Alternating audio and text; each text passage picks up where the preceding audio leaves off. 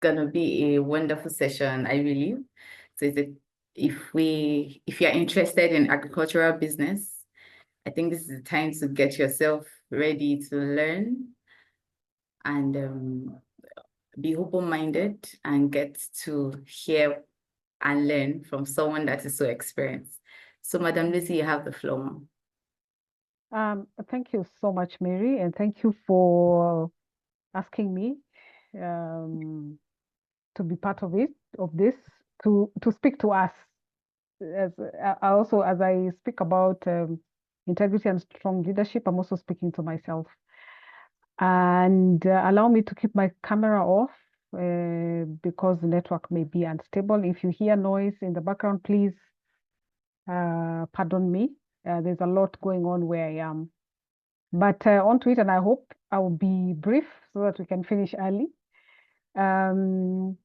Really, it's about I've been tasked to speak about integrity and leadership in agribusiness, and this is an absolutely important topic. Firstly, because we are talking about Africa and agriculture, and we know agriculture is we have been told in the morning, and every other speaker has really emphasized on the importance of agriculture as a cornerstone of African economies, employing large numbers of people and significantly contributing to GDP. For Africa, it's about 30 to 60% of GDP, and 30% of the value of exports. In my own country, it's 21% of GDP. And we know, we have to deal in agriculture and export, and thirdly, in expense of food crops, things like cocoa, tea, coffee, horticultural crops, etc., to earn forex, which then can help us to buy medicines, import petroleum, cars, equipment, machinery, technology, etc. However, Africa being unable to feed itself, it is absolutely sad. And countries like Nigeria having to declare emergencies around food, and my own country declaring, hunger as a national disaster in some points. And right now we are in the beginning of La Nina, after the El Nino, and food availability and cost will be really low.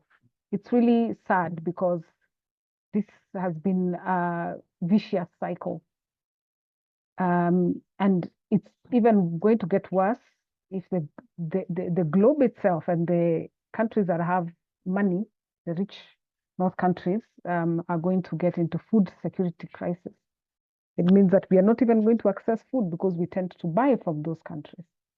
Yet we are so rich in arable land in Africa, and a very young population of average age of 18.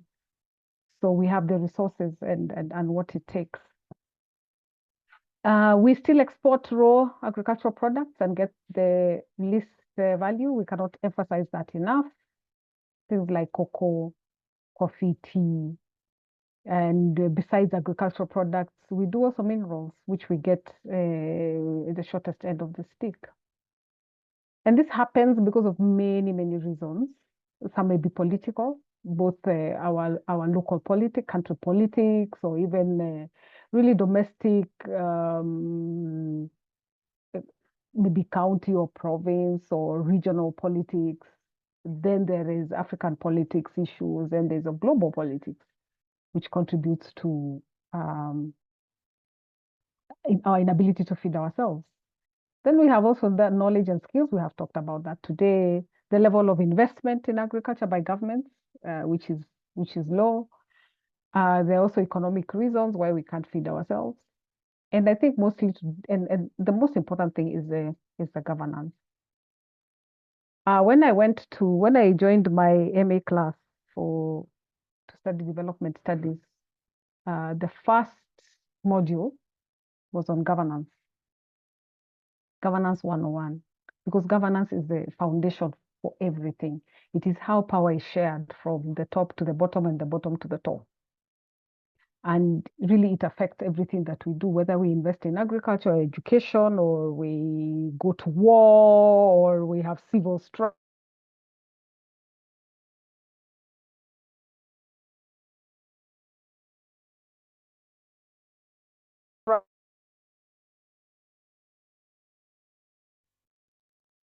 Can you hear me, Madam Lucy? Think network. Can everybody hear me? Can you hear me? Okay, now it's clear. Thank you, Okay. ma'am. I can hear you now. All right. I was saying that our issues in Africa are not that straightforward. Our governance issues, because they're influenced by many things. For example, global value chains are dominated by certain players, and perhaps there is not much we can do. For example, I remember the issue in around cocoa in Ghana, where the president in 2020 or 2020, 2022, 2020, Nana Akufo, I hope I'm pronouncing it right, decided to tell the Swiss that Ghana will no longer export raw cocoa to Switzerland. And remember, Ghana is exports 30%, produces 30% of global cocoa. And I'm not sure that the Swiss cooperated that they would buy processed cocoa from Ghana. So perhaps they either switched to elsewhere and cocoa prices in Ghana collapsed or something like that. So agribusiness in Africa is never that simple. We also have issues with tea in Kenya, where the government decided to put a reserve price for exports of tea.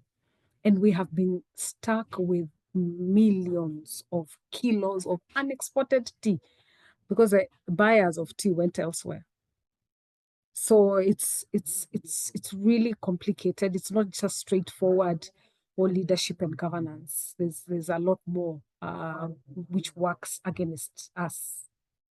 However, issues of leadership and integrity remain absolutely key in Africa. Whether at a macro level, that is a government policy, strategic levels, meso level, where we have agribusinesses, organizations, and then micro level, which is at our individual level. You know, when corruption is talked about in Africa, unfortunately, Kenya and Nigeria always seem to be up there, and we are always being mentioned adversely, which is a pity. And all these things, affect everything we do, including agribusiness and the farmers who are at the bottom of the pyramid. And we have seen what bad governance and poor choices on our part have done.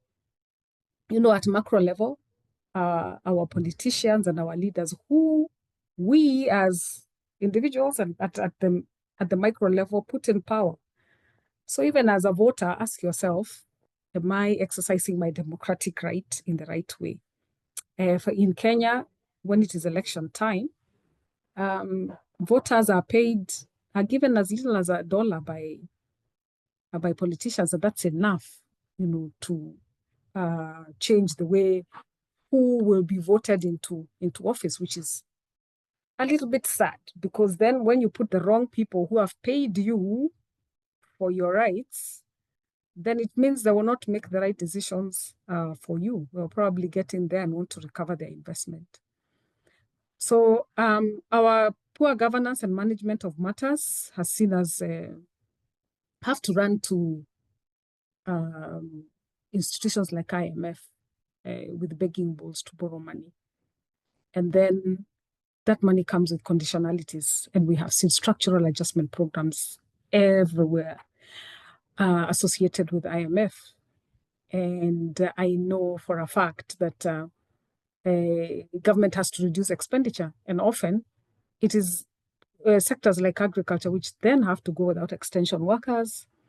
Then the countries cannot meet the their obligations, like investing 10% in agriculture, because they have many other priorities, proper priorities, or even personal priorities. So the most important sectors then suffer. Now, at meso level, at the businesses, how do we manage our businesses? For example, a farmers cooperative. If there is corruption, then farmers cannot benefit from the bargaining power or the collective bargaining that a farmer cooperative, and people do get away with it. Agribusinesses, even your small businesses, how are they managed? Are people honest? Are they doing clean business? Are they subverting? Are they avoiding tax to pay tax? Are they stealing from the business? Are they collapsing businesses? Yeah, are we involved in maybe bribing government so that we can get away with certain things as a business?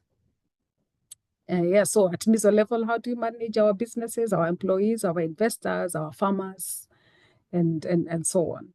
So at micro level, individual level, you as an agribusiness, who are you when no one is looking?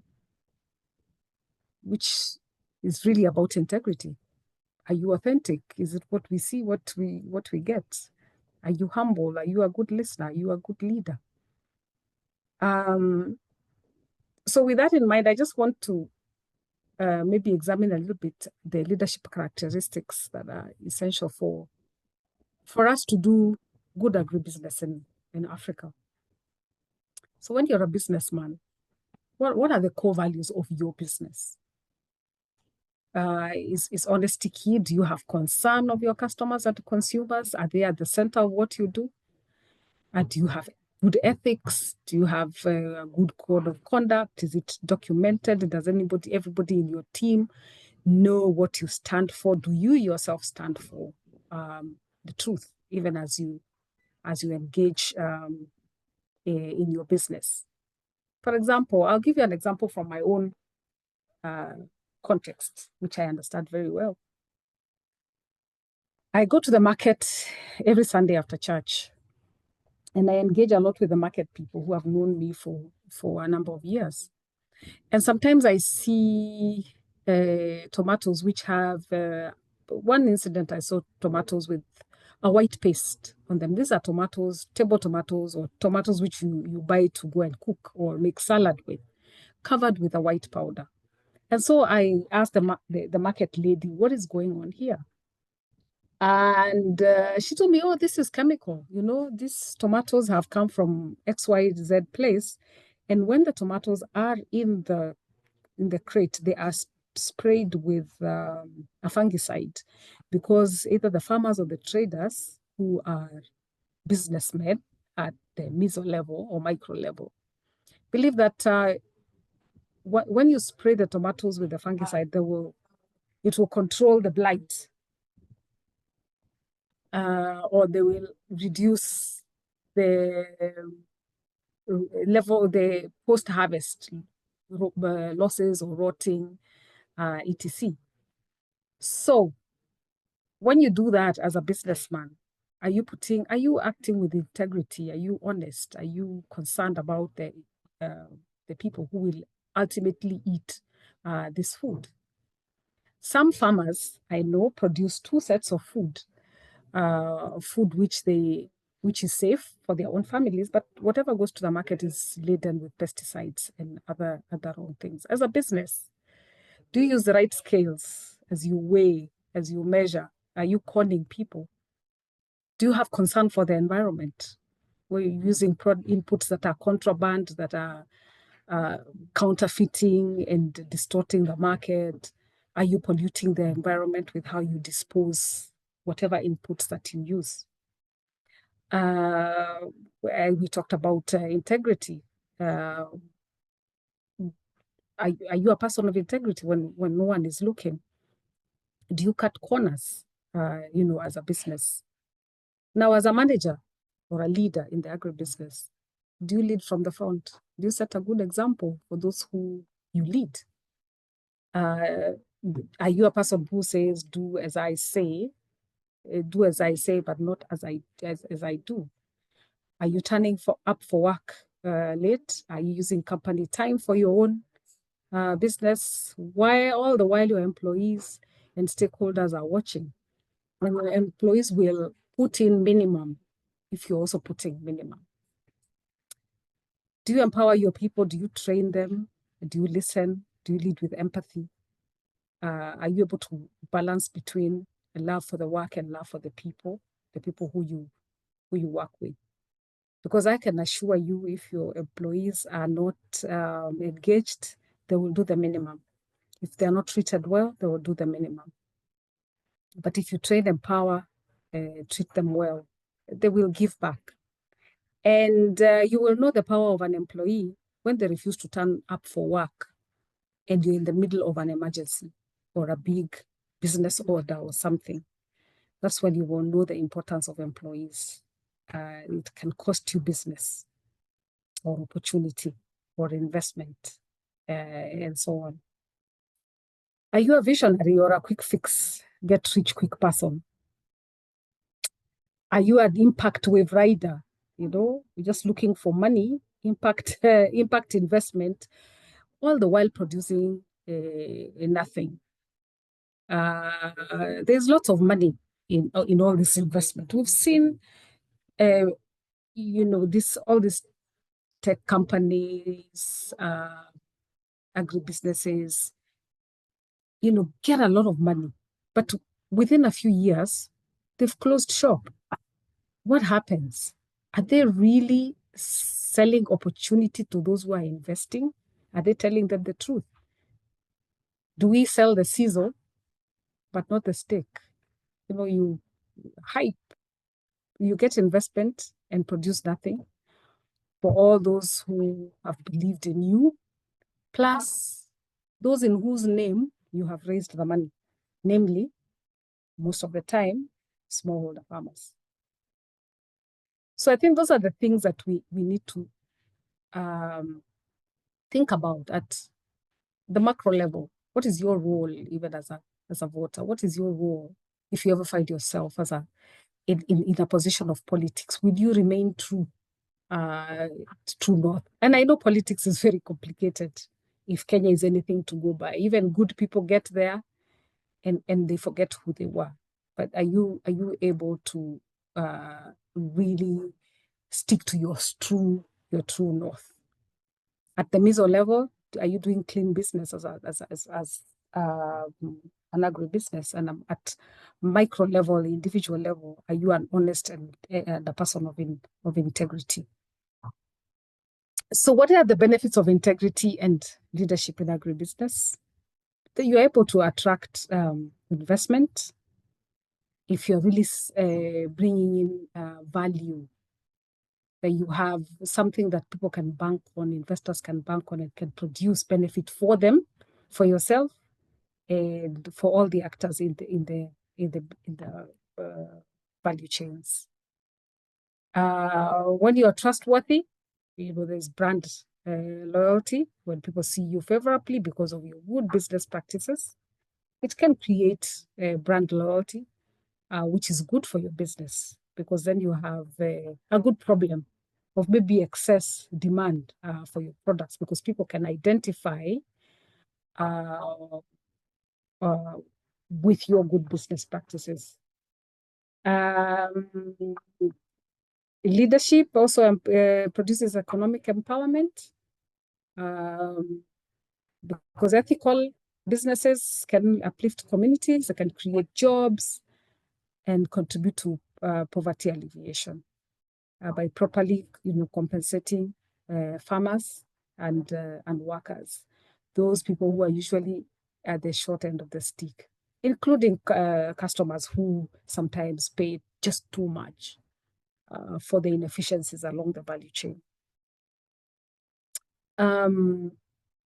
If you have good integrity and your business processes are right, you're following the good procedures, you'll find yourself even reaching international markets, because people can see that you're transparent and you're doing the right thing. So as I conclude, and I said I will not speak for too long. You know, integrity and strong leadership are not just moral obligations, but they are the center of everything that we do, whether it is at the political level, whether it is for sustainability in agribusiness, at the business level, and even as at individual level. And every leader must commit themselves to this. Otherwise, we will just remain this continent that is seen that, you know, Africans cannot do anything right, which is absolutely wrong. And not right. We can do the right thing if we are determined. Sometimes we are influenced and there's things that are beyond our control, and especially when there is global or geopolitics. But I think there are some certain fundamentals we can choose to do what is right. So as Africans, as young people, as we exit the scene, maybe to go and do other things, and as you step into roles that we have and new roles that do not even exist, I do hope that honesty, good leadership, integrity will be the thing that leads you forward. I know they say most business people are successful either because they are cutting corners or stealing or doing strange things. But I know there is value in being a person of integrity, that you can be relied on, that your word is your bond, and that you are trustworthy, and that you care about other people and their resources and their time. I know there is value, and someone will sit up and take notice. Thank you very much. I hope we have gained from my few minutes of trying to tackle this topic. Thank you very much. Thank you very much, Madam Lucy.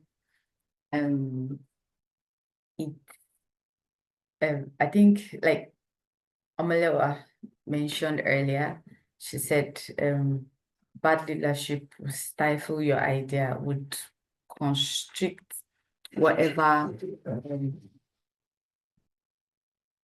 idea you have. And leadership affects everything. And it boils down to how resources, how people are being managed, how resources are being managed. And I think, like you said, our issues in Africa is complicated. It's not straightforward. So we have leadership issues, and leadership issues boils down to every aspect. And I think from everything you've said, it could be boiled down to the fact that it starts with individuals. So if individuals can be true to themselves and be have a sense of responsibility to the community, and to help the community, to make sure that your neighbor is in good state, and it would help us to know how to put things down, put resources down, and make things easy for our neighbors, for people around us, not so difficult. So yes, please, if you have questions, you can drop your questions in the chat box, or just signify, maybe with a raise of hand. So Madam Lisi, goes to my question.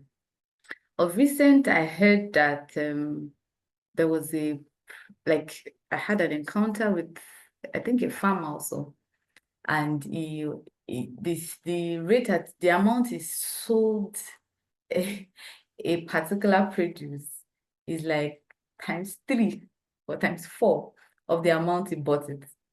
So I want to ask that, is there a price policy? Is there a policy on ground for the price placed on a commodity to be sold by a farmer?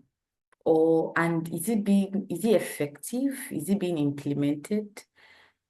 I don't know if you get my question now. Thank you for your question about pricing. I may not appreciate the context in Nigeria that well, but all I know, Nigeria is a capitalist country like we are in Eastern Africa. We have very few socialist and socialist countries left. Actually, everybody has become capitalistic, and so we want to maximize whatever the income. And even where there are pricing policies, then it becomes difficult to effect them because either they cannot be well enforced or policed or obeyed. So it really boils down to maybe forces of supply and demand. When there's a lot of supply in the market, then prices fall. When there's scarcity, then prices go up. And people take advantage of the situation. When there's a lot of commodities, then farmers are not earning much. When there's less commodities, farmers are earning much, but consumers are paying a lot. And then maybe in between there is people's level of honesty or dishonesty or greed and so on. Governments have tried to put floor prices for commodities. What has happened? I give the example of Kenya, where the government tried to dictate the price of tea for the global buyers, and no one is going to buy. No one will buy. Ghana also tried the same. They decided we are only processing cocoa here, and this will be also the minimum price. I'm not sure what has happened to Ghana, but I do not think that they are processing enough. That the Swiss trooped to Ghana to set up processing facilities. I'm sure the government got stuck with, or the country got stuck with cocoa stock for some time. So the issue of integrity is complicated. There's maybe a lot of context into it, but at the end of the day, we may not be able to fix prices, but we try to understand the context. And then at individual level, who really are you? Do you want to take advantage of people, even as you take advantage of the market context to make as much as possible? We also have brokers or brokers, businesses, off-takers who really squeeze farmers as well. It's exploitative. And I'm not sure what we will ever do. Perhaps some of these problems could be sorted by aggregating farmers and formalizing them into institutions, which I hope will be well managed so that farmers can benefit from collective bargaining or business relationships. We see farmers also, side selling when you're in a contract situation. You've signed on and the person has gone on to plan their business based on what you have promised to supply, and then the commodity is sold to someone else.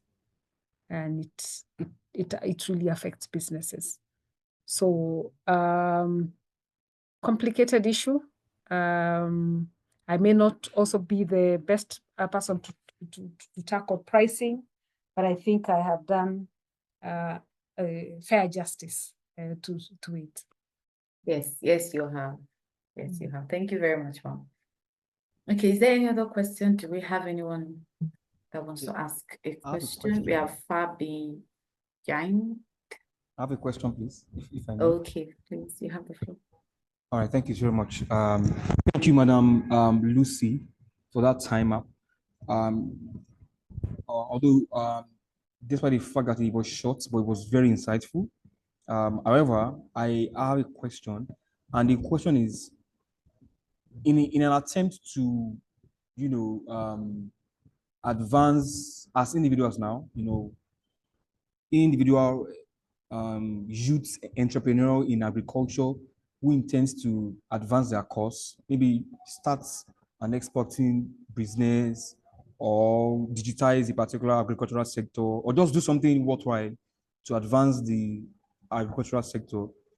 And then at the point of executing some of these ideas or efforts, there are policies, there are bureaucracies, and then at some point, when there's government involvement in it, there may be some form of, cutting corners, bribery, and also as youths, how do we deal with that? Because it seems as though one plays along before you can really have an headway in getting things done. So that's my question. How do we our integrity? How do we, undo such a situation where we don't have to necessarily play along to get our ideas out there, to get the agricultural sector to work out in Africa? Thank you. Well, I think it all boils down to your personal values. Who are you? What do you value most? Are you able to go the distance and adhere to the policies of the government? In my own country, we are battling with very high taxation. And one of the taxes which is being fought very hard is digital economy tax, where young people are playing, you're producing content, or you're producing technology for various sectors, including agriculture, and government wants to tax it even before it is mature.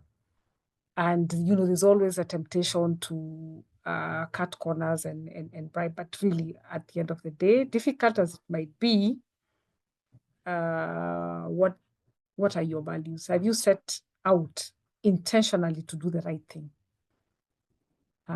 even before you start? Or will you join the bandwagon of everybody who is doing everything, who is doing the usual? Okay, that's one. Number two,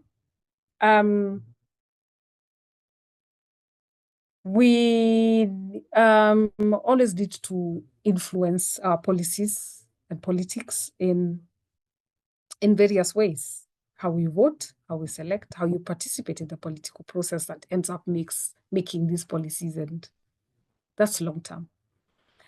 And in the immediate, there could be lobbying, work together with business associations or common interest groups, which can challenge, if your democratic space allows, to challenge some of these things, highlight them, so that those who make policies actually understand. And also put young people in power, people who understand you and stand in your shoes. There may not be a really straight answer to all this, but it really boils down to integrity and what we are willing to do to influence how decisions are made, and participating in politics and governance processes, not necessarily as politicians, but lobbying and speaking out and demonstrating the value that we bring on the table. In Kenya, people go to court a lot to challenge government decisions, and in that way, young people have been able to influence decisions that are made by leadership. I hope that helps. Very well, ma'am. Thank you so much. Thank you very much, ma'am. Thank you for this session. So we are moving to the plenary sessions now. So I will hand over to Mr. Toby. So the floor is yours.